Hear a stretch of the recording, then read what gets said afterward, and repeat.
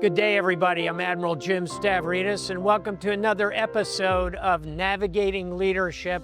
We're here at the Navy Memorial in the heart of Washington, D.C. I'm about to interview one of the great admirals of our time, Admiral Lisa Franchetti. She was the first woman to be Chief of Naval Operations and the first woman to serve on the Joint Chiefs of Staff. Come on inside. We're going to have a wonderful conversation together. Lisa, welcome. It's great to see you, sir. Thank you for having me. You bet. You're somebody I've known throughout almost all of your career. Of course, you were the 33rd Chief of Naval Operations. You were a destroyer captain, as was I. You were commander of Destroyer Squadron 21. The Rampant Lions. Lions. You were the Lion Queen. I was the Lion King. And I commanded them as well. And then you were 6th Fleet Commander in the Mediterranean. So an extraordinary career, Lisa. I'd like to talk about all of that, but I want to begin at the beginning. Why the Navy? Well, first of all, it's great to see you again. Yeah. You've been an incredible mentor since I was a lieutenant commander. Yeah. And again, great to have a conversation with you today. Yeah.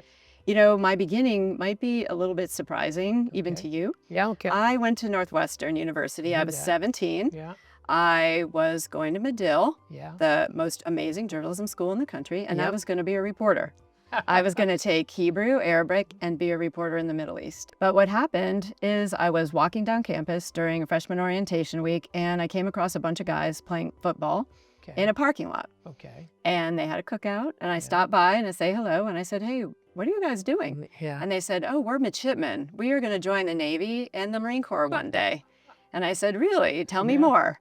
And they Amazing. talked about they could get me $100 a month, Yeah. free textbooks, Yeah. and I might even be able to compete for a scholarship. Amazing. And they asked me to go in and talk to their lieutenant. Yeah. So I did. I went over to the unit and I sat down, talked with him. He was a pilot, A6 pilot, and he told me all kinds of amazing stories, sea stories as I now know them, Right. about the Navy. Yeah. And I signed up on the spot. Wow. So I actually did get that scholarship a year Yeah. later. So I always say, you know, I joined for free college, free textbooks, a chance to see the world, but I stayed for the mission, Yeah. for the teams we get to lead and be a part of, and just a chance to serve something greater than myself. I want to pull a thread out of that about leadership. That young lieutenant who's working there at the ROTC detachment, what did he say or do, or how did he kind of pull you toward the Navy, Lisa? Oh my gosh, we had the best midshipman advisors there. In fact, one of them was then Lieutenant John Peterson, who eventually became Captain John Peterson, Yeah, and he was a very well. mentor throughout Yep. my time. You know, he talked a lot about Navy officers get responsibility fast. Yeah. You get to go right out to sea, you get to lead a division. You know, at the time I was joining, there were not that many opportunities for women. In fact, only 17 women a year got to go to sea. Wow. When I got commissioned in 1985. We had only been serving at sea since 1978. But he knew that there would be many more opportunities to come, and he was a great mentor. And he really just encouraged us to go out and learn all we could about being leaders and all we could about our folks once we got out there. Now, if I'm correct about this, you went to sea for the first time as the coxswain of the crew team at Northwestern. That was your initial seagoing experience. I'm teasing you, of course, but tell me about fitness and how fitness matters for leaders. Well, I would say, you know, being a coxswain Yeah. at Northwestern, we were a club sport, so we Yeah. were pretty scrappy. We had to do a lot of things ourselves. And I was actually a coxswain of the men's heavyweight boat. Oh my God. So I learned a for lot you. about leadership. You know, you have all these incredibly powerful individual athletes, yeah. but you need to get them to become part of the team, be part of the boat. And as a coxswain, it's your job to know them, to motivate each and Yeah. every one of them. I bet. And, you know, what I learned through that is that hard work, perseverance, being fit, mentally fit, physically fit. You know, you can only be a great leader if you yourself are in your best condition. So taking care of yourself through fitness, you know, through mental and spiritual readiness, it's just critically important for all of our leaders. Let me go back to your real first set of sea assignments. You go out on support ships because in those days, women did not serve in our frontline combatant destroyers. But then changes come along, and in the early 90s, those ships open up to women. So you're correct me if I'm wrong, one of the very first women to serve on a destroyer. Is that true? That's true. Yeah. It's actually a really good luck and timing story.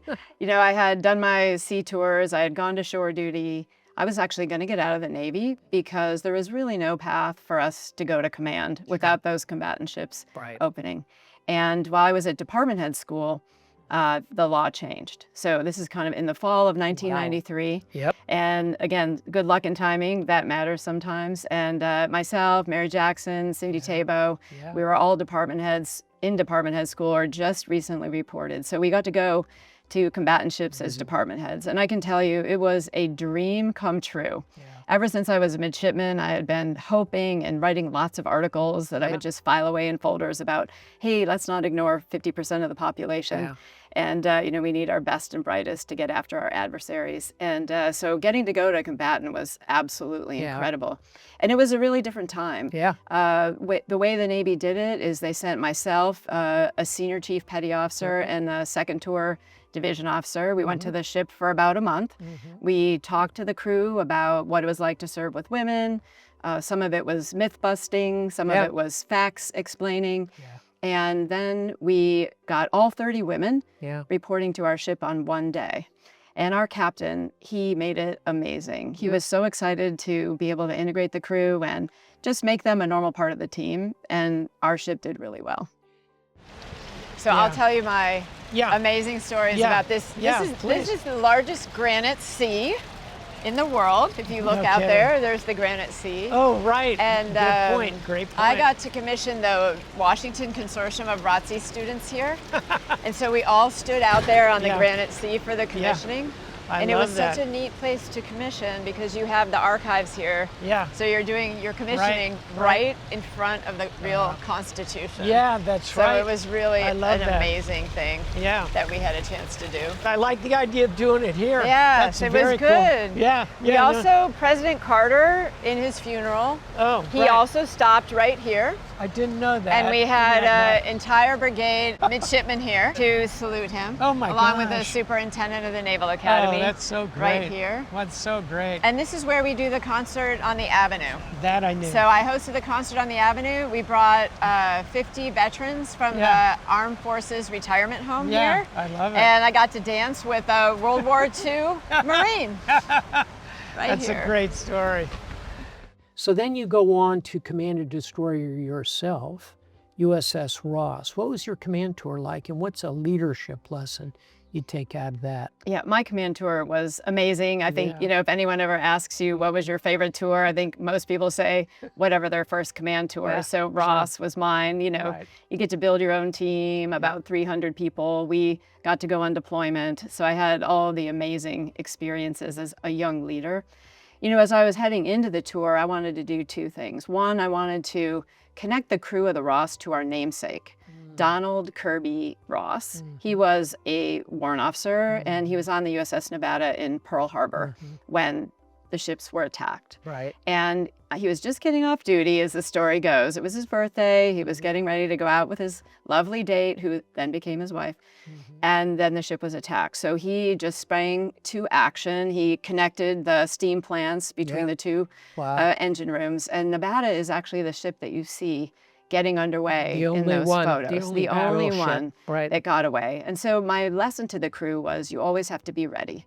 You don't know when something's going to happen. I think the other part I wanted to do was, as a leader, I think people are sometimes afraid when they get a new leader. They're not sure what to expect. They don't know what they're going to be like. And so I thought I would tell them what mattered to me right up front, so they knew exactly who they were dealing with. So I told them things that mattered were integrity, teamwork, people, warfighting excellence, safety always. Let's go to your next stop. Now you're Commodore, and the Navy, of course, has a Commodore in charge, typically of about 6 ships. You and I share a command here. We both were Commodores of Destroyer Squadron 21, the Rampant Lions from World War II. When I made that jump from being a ship captain to being the Commodore in charge of half a dozen captains, that was a very profound leadership moment for me. It really opened my horizon. How did it work for you, Commodore? Being a Commodore, that's a nonlinear transition. because you are supervising other leaders, Yeah, other captains. And it's a different thing to be able to mentor them, coach them, let them kind of learn their own mistakes, Yeah. learn their own great things, Yeah. and be there to support them through all of that, help them not fail, depending on their personalities. And there's a hard part of that, at least it was for me, which is that you're also required as the Commodore to rank them, to say, here are the two best, here are the two that are kind of in the middle, and here are the two that just aren't as strong. I found that very hard because I felt I was taking their careers into my hands. Any thoughts on that? Yeah, definitely. And I think, the most important thing I tried to emphasize is that they needed to work as a team. And you see this throughout your time in the Navy. Like, everyone is competing with each other for the next job. But as a leader, how do you get them to become a team, to bring all their strengths, everything that they can do to make you more successful, you and your team, more successful in the mission? And I always put my vote on the people who could play well in the sandbox more than the ones who were just the individual superstars. I love your point about shaping them to work together as peers. It's a powerful one. Let me skip you ahead because it'll get us to a different kind of team. And I want to take you, now you're a 3-star admiral, and you get what I think is possibly, for me, it would have been the best job at the 3-star level in the Navy. You were the commander of the 6th Fleet in the Mediterranean Sea. You had warships, you had sailors, you had Marines, but you also had a hat as a NATO commander in that time. So talk about how you translate as a leadership skill that kind of team building to the international sphere. What was that like? Being the 6th Fleet commander was an amazing opportunity. You have ships operating in the Barents Sea, and we had Africa as well. Right, so you have everything, all of your exercises, all of your operations all around Africa, Europe, all the way out into the middle of the Atlantic. And it was an incredibly busy time. Russia was extremely busy during my tour. And it was a great opportunity really to bring the team together. But I was also the commander at the same time of NATO Striking and Support Forces, which was headquartered over in Lisbon. Correct. So, I found the same leadership tenets apply. You have to be present. So going over to Lisbon frequently to be with them. And if I couldn't get over there to Lisbon, doing my VTCs with them to be able to get updates from them. But it's really setting that strategic vision. What's our mission? Who we are? What do we do? Where we're going? And how are we going to do that all together? I found that by being engaged with the leadership, really relying on my deputy, Guy Robinson, a British Royal Navy officer, he was incredible, and really being part of that team. Now, during your time, you had combat operations in Syria. Am I right about that? Yes. Tell us that story. What was that all about? You launched the first Tomahawk from a submarine, right? John Warner. Yeah. Yes, I did. Tell that story. Sure. So I actually had just reported. This all happened just about 6 weeks after I had taken command. And I was sitting on a Sunday having brunch down on the Naples Harbor. Oh, sure. And I had an alert on my phone from data miner. Oh, yeah. That said there was just an attack. Bandar al-Shah had launched chemical weapons on his own people. And I thought, oh, no. This kind of be ready from Ross. It came right back to me. So I called my ops officer. I was like, let's get in, let's meet. Something's going to happen. We start to need to come up with options. So, fast forward a week later. By then, we had put together with Admiral Aquilino, who was the 5th Fleet commander. Oh, that's right. A multi-axis, multi-domain strike. And again, it's another example of the fact that you can't surge trust. We already had relationships with our French counterparts, our British counterparts, and being able to put together a really tight, coherent plan to be able to basically get all weapons on target at the same time. And of course, we were complying with, the end state of our civilian leadership, which is minimal or no casualties, get rid of the chemical weapons manufacturing capability and knock all of that out. So it was really a really good moment for 6th Fleet to be able to do that and deliver that along with our sister fleet. So this combat operation occurs, then you move on and take a couple jobs in the meantime. Then you become our 33rd Chief of Naval Operations. So you're in charge of hundreds of thousands of sailors, train, equip, and organize. Member of the Joint Chiefs of Staff, of course, during very tumultuous times. What did you take into that job as CNO? Well, I would say the first one would be integrity. Yeah. I think that is the foundation of trust in every single organization. So, I, as a leader, always wanted people to know that I would always do the right thing. Yeah. Whether someone was looking or not, and that, I would always support them and that I would count on them to be doing the same thing. I think, the other one goes back to this teamwork. It even goes back to being a coxswain of a boat. Sure. As you know, all the 4-stars have a lot of different ideas, and I had a lot of different ideas as the CNO.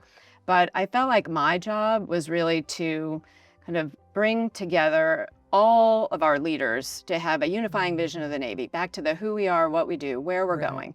I really wanted to focus on warfighting, warfighters, and then building up that foundation that supports both of those things. And so what I realized is that bringing all of our leaders together, both the 4-star leaders, the 3-star leaders, all of our senior enlisted leaders, kind of walking them through my mind map of how did I see this unfolding as a Navy over the next 4 years, and getting them to invest in it with their own ideas, sharpening it, made it a much better strategy, a much better approach. So that team building, having buy-in, you have all of these people that are out all around the world, because we're a globally dispersed organization, 600,000 people. To get everybody on the same page, I really needed that teamwork, that investment from them. So I think teamwork is another really good one. You said something a minute ago that you can't surge trust, and I really think that's profoundly correct. You have to build that over years. I don't know if you got into it as CNO, the diving and salvage kind of work. I never touched this. In fact, I actually got to go down to, which is now a joint diving school, Panama EOD City. school in Panama City.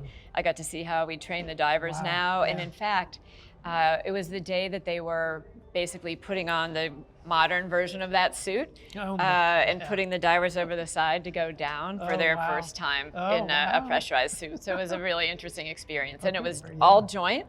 And we had a bunch of students there from Peru. Oh, wonderful. Yeah, I, in a different parallel universe, I think being CNO would have been almost as good as being Supreme Allied Commander. Being a CNO is the best. Yeah, that's what I would expect you to say. Lisa, what do you think of this? The National Chiefs Mess. How cool is that? It's really cool. It brings back a lot of memories. On my first ship, I had 2 chiefs, Chief Satriano and Salvatore, and then I was Franchetti, so we had the Italian chiefs. And, as a young officer, I learned a lot from them. And I carried that with me throughout my career. Yeah, I think every naval officer can think back on the chief that he or she first learned from. Who are some of your other mentors that spring to mind when you think about people who influence your career? There's so many mentors, and I've been really fortunate to have a lot of them. I would say, General Scaparrotti was an incredible mentor. I actually got to work for him or with him twice. But he was the commander of U.S. forces in Korea when I was the commander of naval forces in Korea. And as the only naval officer on the entire, naval flag officer on the entire peninsula, you could feel a little bit left out, but he made sure that I was not left out. I was included in all of the general officer meetings, all the planning for the peninsula. We had a monthly meeting where I actually got to teach him a little bit about anti-submarine warfare, and he taught me a lot about leadership and being part of the team. I would say, beyond the Navy and Marine Corps and Army leadership that I work with closely like that, I would say 2 other inspirational figures, Madeleine Albright, our Secretary of State, American success story from being a refugee to being a Secretary of State. And, she was the Secretary of State when I was just leaving my department head tours, really understanding the broader role that the Navy could play beyond just the military, how we enable diplomacy, how we support economic security, and just watching how she built coalitions, put together a Cold War roadmap, wore some pins that sometimes signaled things in her silent diplomacy. Yeah. It was very interesting to watch her as a young leader. I couldn't agree with you more. I knew her very well. I would add to everything you said, great sense of humor. She could crack up a room. Do you have another? I think the last, as I was thinking about different leaders, James Stockdale, you think about reaching deep in because you have confidence in, your beliefs, your values. Yeah. I've always followed a quote that I kind of paraphrase from Admiral Nimitz, which goes, learn all you can, do your best, and don't worry about what you can't control. Yeah. Because all you can really control is your level of effort, your curiosity, the outcomes that you can produce. And there will always be stuff going on that you can't control. But in the end, do what you can, and you're always going to be your best you. And that's what great leaders do. And you, Admiral Lisa Franchetti, are a great leader. Thanks for spending time with me. Thank you. CNN. Such an honor to see you, My honor. Thank you.